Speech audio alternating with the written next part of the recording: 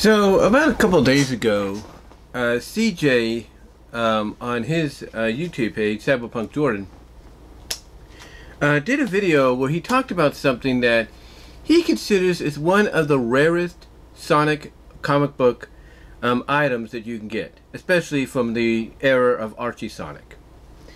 And he'd probably be right. He'd probably be right about that, especially when you consider there are things in this book, if you will, things in this book, in this item, that, well, after a certain, I guess you could say, second Genesis wave or Super Genesis wave, thus leading into a soft reboot, retcon, whatever you want to look at it as, of the entire series. There are characters and stuff in here that normally you wouldn't see anymore after that. And the book he was talking about being very rare is, of course, this one. This is the Sonic the Hedgehog Complete Sonic Comic Encyclopedia. And yes, I do have one. I think I have another one somewhere. I think it's somewhere around here. I'm not really sure. But I think I have two of these. But this is the one I have right over here right now at my other comics. But I think I have two of these. I'm not really sure, but I think I do have two of them. The other one I think's... No, it's right there. I see it right there. Hold on for a sec. I think that's it. I think that's... Is that it? No, that's the digest. No. Hold on.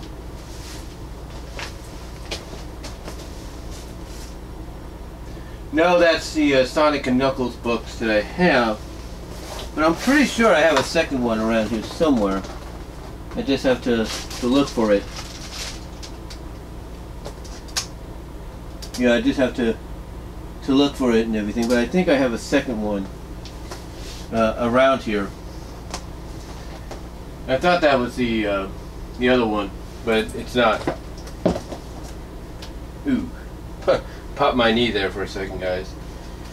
But yeah, he says that he says that basically this is one of the rarest Sonic books to come out of the Archie era, the Archie Sonic era, if you will.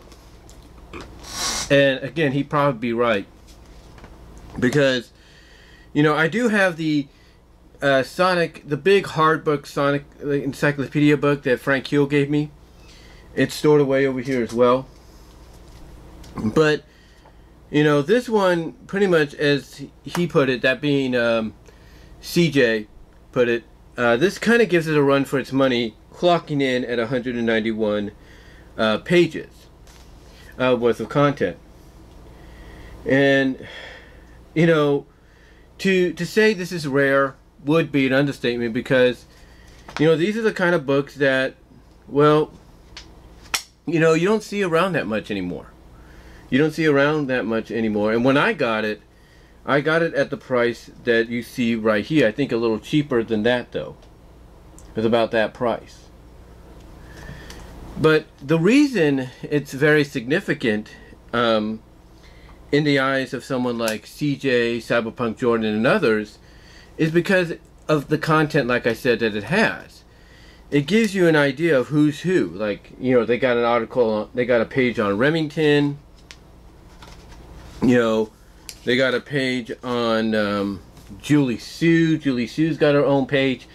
And these are characters like Julie Sue and Saffron, who shares a page with Charmy, who you don't see anymore due to the fact that they were created by Ken Penders. And you know, that's the truth. The same with Dr. Quack and his family, the Secret Service, of course, of Hershey and Jeffrey and their team. You don't see that anymore. Nor do you see the Prower family. You know, every character that played, or the Hedgehog family, except for Uncle Chuck, maybe. You know, you don't see, you won't see many of these, I should say, anymore, due to the fact that, well, again, Ken Penders created a lot of these characters. And that is why this is very rare, because, you know, if they were to bring out another encyclopedia, if IDW decided And they've already done another encyclopedia as well, I think under the IDW run, but not for the comic of IDW, but for other things, Sonic, and Ian Flynn had a role in that. But if they decided, hey, we're going to bring out an entire encyclopedia based on all Sonic comics from IDW, Archie, and Fleetway and all that, there would be certain, I guess you could say, sections, certain history marks, historical marks, I should say, you know, from, let's say, the Archie run that you wouldn't be able to see or read about because of copyright reasons. And that is the truth. You know, like I said, you can look at here, you got Mina Mongoose and her group getting their own section. And even Elias, Meg, and Alexis, you know, family getting their own section too. Everybody got their own section, you know, in this book, which is why it's so prominent. I mean, Nicole gets her own section, which is pretty cool. But again, everybody has like a page dedicated to them, and you know, and their inclusion in the book and what they did in the book or in the series. Heck, you even got inclusions of Tikal and Chaos. But I can understand where he's coming from when he says that this is one of the rarest ones out there because it costs so much to get now. I mean, when I got it at its price. I got it at the price it was sold for. So I was lucky to get it when it came out. And the way you knew about this coming out is, of course, if you were a subscriber to the book, like I was, you pretty much knew, hey, this was coming, I got to get my hands on it, and thankfully I got it when it happened. But you know, like I said, I could see, and I know I'm repeating myself here, I do apologize. I can see, like I said, why he feels this is so rare and why, you know, why it cost, you know, a heavy penny, if you will, to purchase. And it's because of all the details that you get in here. I mean, heck, you got a page on Eggman Nega, if you will, Eggman Negativity, if you will, Nega. You got Eggman Nega right there, getting his own page along with Blaze. You got Scourge getting his own page, along with the background of who he used to be, and the Suppression Squad getting their own page. You know, and these are characters you don't see anymore. You get Moebius getting a page on their own. This is why it's so rare. This is why CJ looks at it as being so rare. But here's what's interesting, though. You know, even though this is a rare book, it's not the only rare book out there. No. And these three here, even though they don't have to do, even though they don't have anything to do with Sonic, oh, not Sonic, but they do have something to do with Sonic, I should say. Even though they have nothing to really do or tie into with the Archie book, these can be considered rare too. I mean, look at this. You have Robotnik's Revenge, a junior novel by Troll Associates. You have Fortress of Fear by Troll Associates. And you have Sonic Extreme by Troll Associates. All these are based on the Archie Sonic and SatAM Sonic. That's what they're based on. And you can tell these came out like in the second season, or between the first and second season of the series, because you have Sally here with her iconic vest. The point is, you know, the encyclopedia, I understand, is a very rare book. But there are other Sonic book rarities out there, including the junior novels. But surprisingly, as I put these back, they're not the only thing that's rare. They're not the only thing that's rare. Because there is another book, or there will be books, I should say, in the future that are going to probably be considered in the same level as being very rare. And that, if I can get it without a problem, would be books like this. This is the Sonic Legacy series, and Frank Hill sent me the first 3 volumes. There was supposed to be a 4th volume, but because of the book being canceled and everything, we never saw it. But yeah, this is basically a black and white, collection of all the stories, of all the issues up to that point. Like, this is basically a collection of the original miniseries issue 0 to issue 3, and the ongoing series issue 1 to 16. So you basically get Sally's modern look introduced into the black and white book, into this as well. But they're all in black and white. And if you're wondering why they're in black and white, it helps bring down the cost, because this actually is $14.95 when it came out. The same could be said for the other ones as well. As I try to get these back in there. I'll try to get this book back in there. There we go. But yeah, there's a lot of these that are there. There's a lot of them that are there. Well, actually not a lot of them, but 3 of them that I have that are there. And again, those could be looked at as rare books too, potentially. Because even though you could probably get them, it'll probably cost you more than $14.95 or $12.95 or whatever, like they originally were. They will basically cost you, as CJ put it, an arm and a leg or a pretty penny just to, get them, like with this. All because, just like with the encyclopedia, they're chock full of stuff, you won't see anymore. Mostly stories that you won't be able to read anymore unless you had a subscription from the very beginning. And that's what these contain. These contain issues from essentially the very beginning, if you will, of the series. But yeah, I see why he says it's, very rare to have in your collection. It's very rare to get, and why it's expensive to get. Because encyclopedias, they always have information. They always have historical information. I have the Disney television book, which is kind of like an encyclopedia as well, stored down over here. I have that stored away. And it talks about everything historically from Disney television, animation, stuff like that. Excuse me for a second.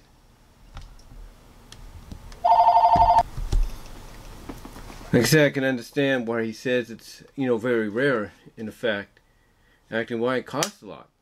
Because it touches upon a lot of things. And a lot of encyclopedias are like that. Like I was mentioning, the Disney television one that I have has, a lot of information in it too, from, the beginning of it to the end.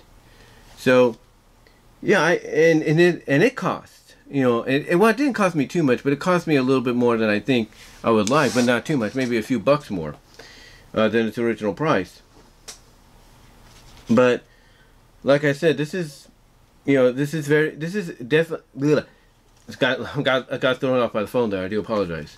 But like I said, this is actually, like I said, a pretty good book that, again, I could see why he feels it's expensive, or why it asks for the price that it does now, because of all the information you get out of it. I mean, like I said, everybody seems to get a section here. Everybody, everything. I mean, the Time Stones get a, from Sonic SatAM, Blast of the Past, which I think get acknowledged in here, or it doesn't, or something like that. The Time Stones get acknowledged. Source of All gets acknowledged. Every single thing, or every single thing, moment, whatever, gets acknowledged in this book. Characters get their own pages and everything. They all get acknowledged. I mean, heck, if you want, the Acorn lineage, the royal family lineage gets acknowledged as well. It gets acknowledged right now. Well, not right now, but it gets acknowledged, when you read this. The Acorn lineage. And again, even the members of the Chaotix, like Julie Sue and all that, get their own backstories. They get their own backstories and everything. Bunny gets a page, of course. That's obvious. And if you want to know when this was released, it was released around the time they were ending this, the Mecha Sally arc. That's when it was released, because they give it a timeline. They give us like many pages of a timeline, with events and all that, including Sally's robotization and them going to save her. So yeah, it goes up to a timeline all the way up to that. So it definitely shows you the importance of this encyclopedia, the importance of this book, but also why, Cyberpunk Jordan, CJ, said what he did. That it is a very, sought after book that does cost a lot more than it originally did. But again, the same could be said for those junior novels that I showed you. Same could be said for that Disney Television Encyclopedia book that I have and all that. Including one book I have down here. I don't know if I can get it. Ah, I got it. Like this. This costs probably more so than anything because it's got like a nice little picture on it and everything. And I don't know how much this cost when I first got when it originally came out. But this is basically a history. Oh, this came out in 1998. But again, I don't know how much it was when it first came out. But this is a history on all the Hanna-Barbera cartoons. And it's got a lot of great pages and everything. It didn't cost me too much when I first got it, which was a surprise. It really didn't cost me too much. No, I gotta bring it back out now. I want to read it again, but still, it didn't cost me, too much when I first got it. But now it probably costs a pretty penny. There's no doubt. Because of all the information that's in there. And that came out in 1998. This came out in the early 2010s. So yeah, you can imagine that these kind of books, encyclopedia books, history books, if you will, based on things, will go for a pretty penny. All because they're not, in print anymore, or, not sold as much, as you would normally think they should be. But like I said, I understand. I understand where CJ's coming from, and I get where he's coming from. And, all I could say is whoever has a copy or multi-copies of the encyclopedia, maybe you should, I can understand financially why you'd want to sell it for that much, but maybe you should tone it down. And if you're a comic shop out there, or a novelty shop, or a game shop, or whatever, and you're selling comics, which includes that book, then I would definitely tone it down on price as well. Because you know what? I understand the historical significance behind it, but there are people that want to read the book for themselves. So I would suggest toning it down. And before anybody says anything, no, this is not for sale. I'll say that. Just like I've told them multiple times that the Sally plush I have back here is not for sale. And you gotta imagine that when they started distributing that plush in Sydney, Australia, we made it, and thus over time made itself worldwide. Its initial release, I guarantee you, it was probably about maybe $12 at most. Well, depending on the size of the plush you got. Sometimes it might go a little higher depending on the size. But that one, I'm guaranteeing, was probably like around 12 to 15 bucks. But now, it's skyrocketed a lot more. I mean, for me, when I got that plush, as I've documented, I paid about $256, shipping and everything combined, just to get her from Australia. So, yeah, that's why she's not for sale either.